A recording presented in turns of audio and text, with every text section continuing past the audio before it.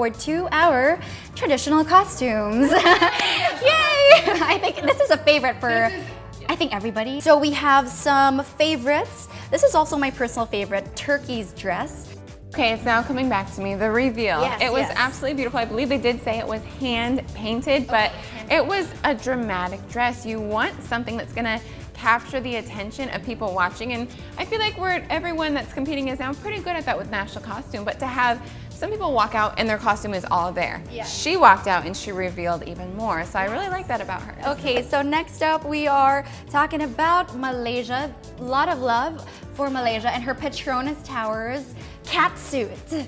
Good fusion of past meets future. It was this sort of incredible, and it was a fierce female costume. And next up, of course, as I said earlier on, we can't forget about Maxine. You first. Yes, well, I just loved that she had something going on with it. She had the movement of the pieces that you felt like almost kind of embodied like the beautiful islands and like the ocean waves, and then she had that beautiful headpiece, and I'm all about culture. I love culture, so anytime we can throw back to that, that's an amazing thing, and she did it so well. Yes, and I just feel Maxine's national costume shows why Philippines is such a powerhouse in pageantry, because if you look back to Pia's costume and this costume, it brings the culture in while also being beautiful and looking very ladylike. I just think that they're so phenomenal, and it just makes you proud. It makes you proud of that country and makes you want to learn more, and so I think that's really what national costumes are all about, of bringing a little bit of that culture, as Nia said. So I loved it. I love it. Culture, heritage, and speaking of which, Myanmar's piece was the art. That was my favorite. That was my favorite. I was dying. Like oh my goodness, I can't even put it into words, but the fact that she did her like the traditional dancing from her country, but had it set up that she was like a puppet, it was so unique, so beautiful, and so strongly cultural. It was an amazing performance. It wasn't just walking out and presenting my national costume. It was a performance, and I love that she put a performance into it. And then she turned around and she's on the back, and so good. Yes. So good. It was very bold and it was very risky, and as I just said, I kind of like the regalness of Pia and Maxine that the Philippines have brought, but I did love that I felt like I learned a little bit about her culture when she walked on stage and was able to take that risk and do something so different and so daring. And that's it for me today. So this is what basically everyone's saying online and their favorites so far, and I can't wait to participate with the online hype during our coronation. And thank you so much for being here. I just want to remind everyone, don't forget to connect with us on social media using the hashtags PLDTHomeFiber, PLDTMissYou. There's so many ways you can connect with us: live, Facebook, Twitter, Instagram, all of that. So thank you for being our online social media correspondent. We've learned so much from you. Olivia and Nia, thank you guys. Thank you. And don't forget to stay tuned, because we're coming right back and we have a lot more Pageant Insider to come at you.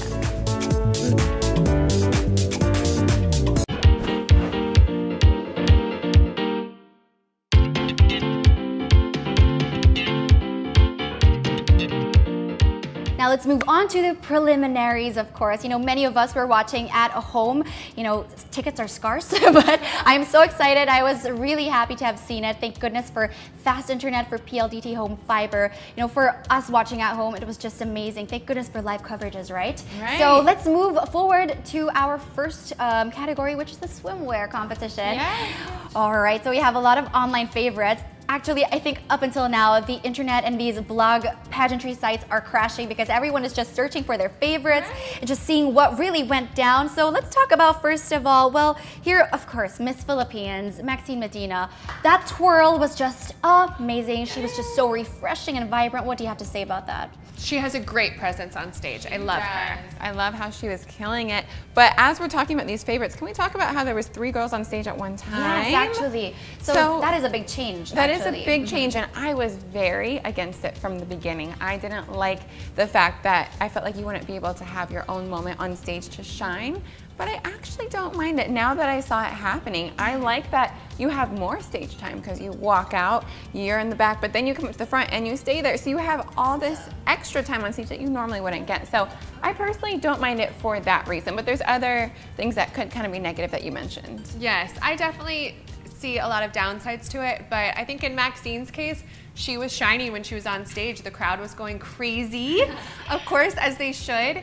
And I definitely think she's in my top, and in swimsuits, definitely top. Oh, she's killing it. All right, next up we have Nicaragua's very simple red two-piece number, and also Miss Thailand's yellow bikini. Right. What do you have to say about these swim pieces in general? Yes, the swim pieces, I like the style of the bathing suits, but for me, I like it when it's more uniform on stage. So there was a lot going on. There were prints, there was leopard, it was just a lot for me. I personally felt like it looked more like they were doing a beach photo shoot, which would have been nice. The swimsuits were nice for that, but I like to keep it clean on stage. Keep it like everyone be in the same suit, that way it's an even playing field. All right. So these beautiful women are all of different shapes and sizes and colors and everything, and I love the fact that they could pick something that flattered their skin tone. I feel like it was fun to kind of have that variety. Perfect, love it.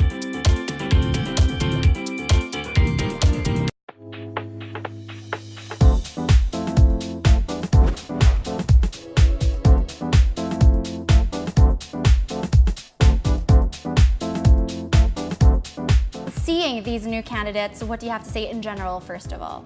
Well, we were talking about how the gowns were just stunning on stage, the jewels head to toe, and beyond that, their confidence. The way that they were walking and standing tall, they were killing it. Of course, I'm going to have to mention Maxine all the time.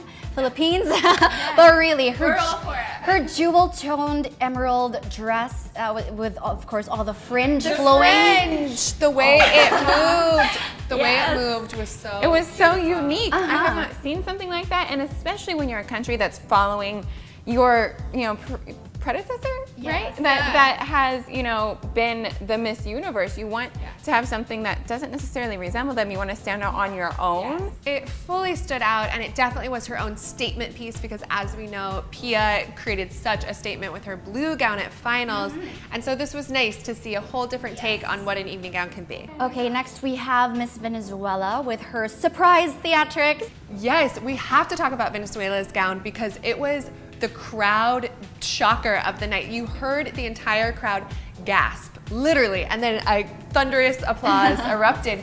So it really was, it was a shocking gown, it was different, it was very, very bold, and you need that out of Miss Universe. You've got to be able to make strong, confident choices, so I liked it. You sure do have to make bold choices. When she first walked out, though, I was like, what is she wearing? I love that. Honest opinion. Honest opinion. I was like, no. And then she took it off, and I was like, what the heck is going on? Really that part was of the point, the shock factor and the attention, and people are still talking about it like we are. So she did a good job with that. Yeah, she got our attention, that is for sure. Okay, next up, moving forward, we have Miss Thailand once again. I think I'm gonna call this like the hybrid gown because it's like everything. All silhouettes are there. Right. So what do you have to say about it? It was a gown that had a lot of things going on, but for me, it wasn't as much of a standout that I would have wished. I think that she was beautiful, she is beautiful, she was fierce. There was nothing wrong with her presence, and it's not about the gown always, although this is what we're talking about, but it's about the presence. So her gown was good, but it wasn't amazing and mind-blowing for me personally. I think it was an attention-grabbing dress, and that was maybe her intention in wearing it.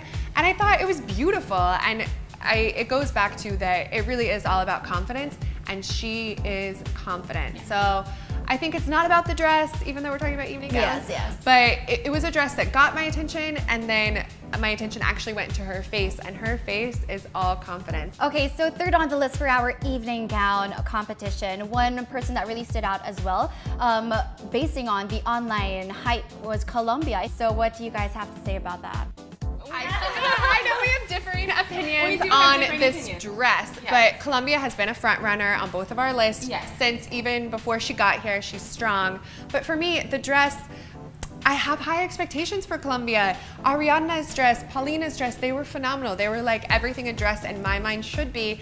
And then when she came out, I just didn't feel like it was figure flattering. While it was attention grabbing and it got me there, I just didn't feel like it showed how, you know, curvy and sexy I love that. you have to do this when you say curvy. But for me, it was distracting and it didn't do anything for her body. So while it's a pretty dress, it was a no for me. All right, how about you, Nia? Yes or a no? And we're so opposite with, because I actually love the dress because I feel like it represents a bit of her culture. If you look back at like Paulina Vega's national costume, it's one of their more traditional dress styles. And Colombia's dress has that kind of style. It's more of a traditional style. So I think it's kind of like a throwback to her culture, which I think is beautiful. And it still was flattering and it still was eye-catching. So I feel like if you have a chance to throw it back to your culture and you feel confident in it, why not? I love it.